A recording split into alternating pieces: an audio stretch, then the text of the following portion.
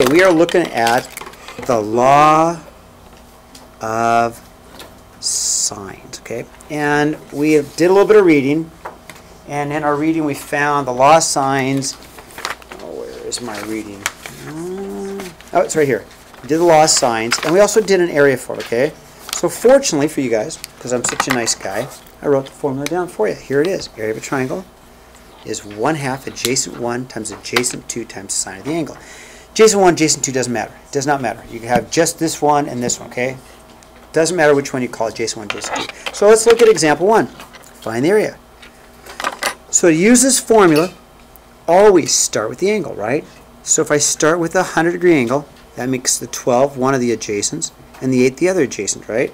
So I've got my adjacent, right? And my other adjacent. There is no hypotenuse because it's not a right triangle. So the formula is just as easy as this. Area is equal to 1/2 times 12 times 8 times the sine of 100. Okay? It's that easy. And I'm just going to use a calculator to get an answer. Okay? Okay, sometimes math can be easy. Isn't that nice? 0.5 times 12 times 8 times the sine of 100. I can answer about 47.3. 47.3 centimeters squared. Now, what we would have had to have done before is draw the altitude, right, and try and find out what the height is, you know, and then go base times height divided by 2, which is a lot more work. This is a really easy formula, okay? Example 2. Hey, will you do the thing with the calculator again? Sure, there it is. I've got 0.5. That's my 1/2, right? You with me on my 0.5? Wait. You can write it as 1/2. Ava, you can go 1/2, but to me it's kind of a pain. I'd rather use 0.5 than 1/2, right? Okay. Now, example 2. So here's what I know. If I can find the area of that triangle, then I can multiply it by 5, right? I need this angle. And that's not that hard because I know if I go around 360 degrees, I can divide all these central angles up into 5 parts, right? So first to find the angle, let's go 360 and divide it by 5, right? Because all these angles are equal, should be 72 degrees, right? So that means the central angle is 72. Just going to use the formula again, right? I'm going to go 1/2 10 times 10 times the sine of 72, right? So I'm going to go area is 1/2 times 10 times 10 times the sine of 72. Okay?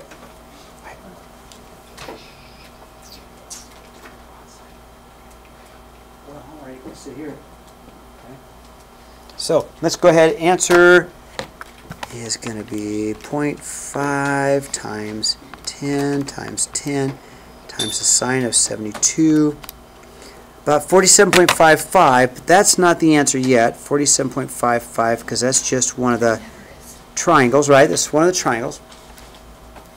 And then if I need the whole pentagon, right, let's just multiply that by 5, right? So if I times that by 5, right, does that make sense? It does, doesn't it? Yeah.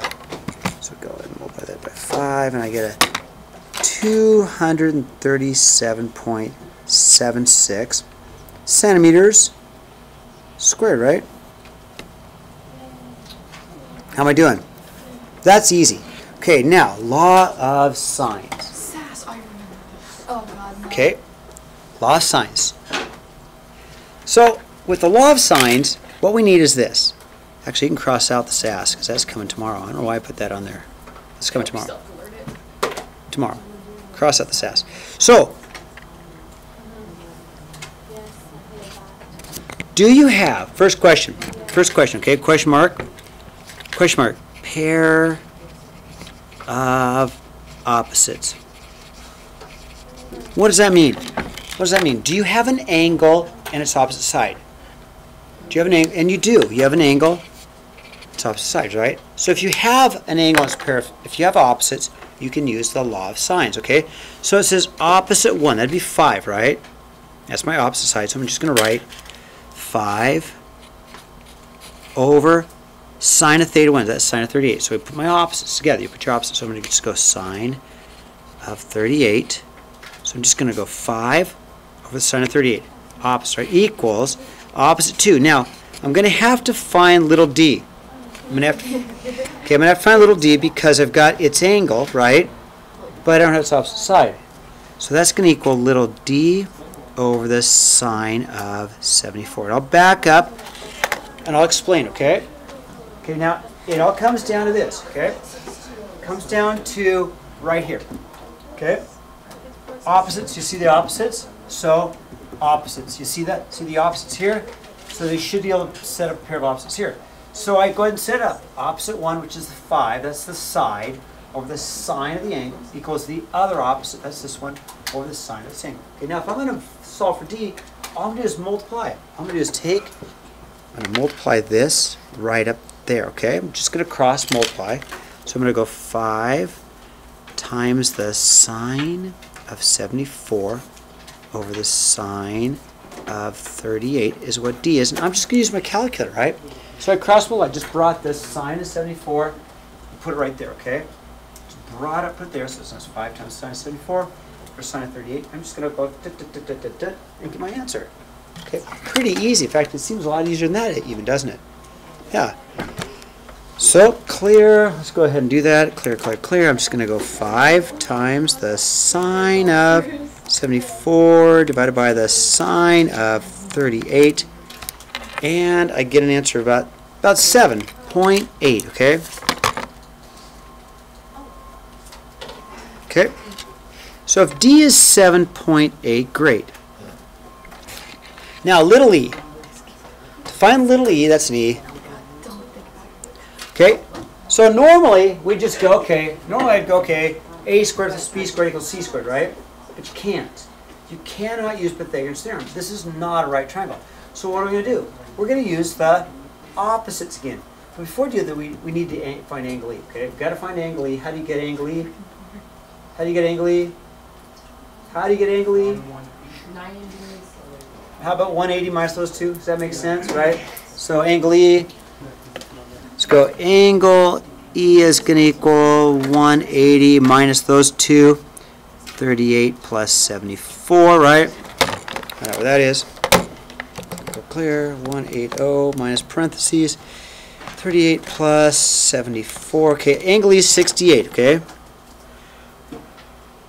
Okay, now. Yeah, everybody's good on 68 now? Everybody got the 68? Thumbs up? Do you have a pair of opposites? Do you have a pair of opposites? Sure you do. You still got the original pair of opposites. Could you find another opposite? Sure, it's just all has to do with the opposites. So we'll set it up again. So we'll do the whole thing all over again, but with the other angle. So we'll go, all right, 5, which is opposite 1, over the sine of 38, equals, we squeeze this in, the little e, which we don't know, over the sine of 68. Okay, I'll write that down. I'll step back and let you see what I have, okay? So it all comes down to opposites. So check it out. Opposites, opposites, opposites. You guys see it? Opposites, opposites. So I go 5 over the sine of 38, right, equals e over the sine of 68, okay? So just set the opposites. So now I'm going to multiply this up here. Lost signs ashes. Those are easy, aren't they? So I'm just going to get 5 times the sine of 68 divided by the sine of 38, and I'll get my answer. So I'll just use my calculator. Okay, clear, clear, clear, clear.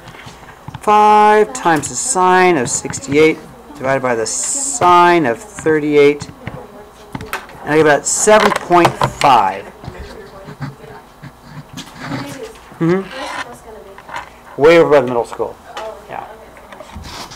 Okay, so one thumb up, sideways. Okay, it's not bad. You find your opposites and you get it, right? Does it matter what angle you use for the second one, or is it just like the opposite? Does not matter. Yeah, it doesn't matter. I try and use the ones that are the most accurate. Like, for instance, that's 7.8, but it's been rounded. Does that make sense? So I probably wouldn't have used those two. I could, But every time I use a rounded number, I lose a little bit of accuracy. So it doesn't matter. No, how's that for an answer? But I like to pick good numbers, right? Okay, turn the page. Okay, now. Oh, Joe, I'm sorry. Did you not get it? That's right.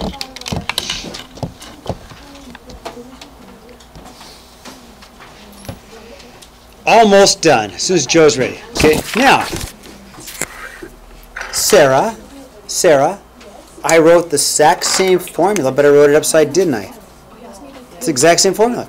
But watch how it works, okay? Now, real quick, write it down. Write it down. Real question mark. Do you know a pair of opposites? Okay? Okay, check it out. Do you know a pair of opposites? Yes or no? Okay, listen up. Yes or no? Pair of opposites? Do you have it? Where are they? Where's my opposites? 43 and 22. Boom! Got it. Okay, everybody see that? See the opposites? You have them, right? So I'm going to highlight them. Okay, I've got my opposites. So if I have my opposites, then you can use the law of sines, right? So, all right, great. Now, this time, though, I want to find the angle. Which angle should I find? Which angle should I find? E. Everybody agree it's got to be E? Because I got opposites, but I got the 20, and I can do an opposite here, right? So the only difference between this is the fact that if I want to find the angle, I just like to write the angle on top. That's all. So I'm going to write sine of 43 over 22, okay? Sine of theta 1 over the opposite one, okay? So sine of the angle over its opposite, okay? That's all I do. Sine of this over this is going to be equal to sine of E over 20. Sine of E, so it's going to be opposite. So I'm going to go equal sine of E over 20, okay? So it's sine of the angle over its opposite side equals sine of an angle over its opposite side. I'll say it again. Sine of an angle over its opposite side equals sine of an angle equals its over its opposite side. It's really pretty good, isn't it? Okay, now if I'm going to solve this, let's just bring the 20 up. So, okay, 20 sine of 43 over 22 equals sine of E, right? All right, let's use my calculator, right? Calculator time. I'll go ahead and use my calculator. So I'm going to go, all right, 20 sine 43 divided by 22. Boom. 0.619, that can't be my angle. 0.6199, that can't be my angle. What am I missing? I got to find an angle. What? Gage, you can come on in. Yeah, you come on in. Yeah, but you're not going to, why don't you sit next to Amanda, okay? So you pay attention, okay? So what? I got to find an angle. What button am I going to push? Inverse. Inverse. So I've got to do one more step. Okay, there it is. Check it out. What button do I have to push? Inverse. So I'm just going to go sine inverse of that answer, right? Now, does 38.3 make sense for an angle? Yeah. So angle E is about 38.3, okay? All right, how am I doing? Okay, how am I doing? Okay, one more thing. Let's find T. How do I find angle T? 43 plus 300, 380. Yeah. Yeah, 180 minus my 43 plus my 38.3. Let's see what that is. That's going to be angle T. You guys agree? Angle T equals that. Clear. 180 minus parentheses 43 plus. Does it looks like, yeah, LT. 38.3. So I get a 98.7. Okay, guys good with that? Now I got one last thing to find. One last thing to find, that's little t. Okay? You can't use Pythagoras' theorem. Cannot. So what do? Magic. Let's see what we did over here. We can do sine again. So, do you have a pair of opposites? Do you have a pair of opposites? Yes. Can you find a pair of opposites? So let's set up T. Let's go hold on, I don't want to do T yet. I'm ahead of myself. So let's go 22 over the sine of 43 equals little t over the sine of 98.7, okay? How do I solve this? Let's multiply that up there. I'll have 22 times sine of 98.7 over the sine of 43, right? 22 sine 98.7, close parentheses, divided by sine of 43, boom, and I get an answer about 31.88 or 31.9. Now, you need practice on this, but it all comes down to opposites, doesn't it, right? So when Murph comes back in, you guys are going to be so polite and so nice, aren't you? Yeah. Well, we all love Mrs. Murphy. Heck yeah. I love food. Yeah.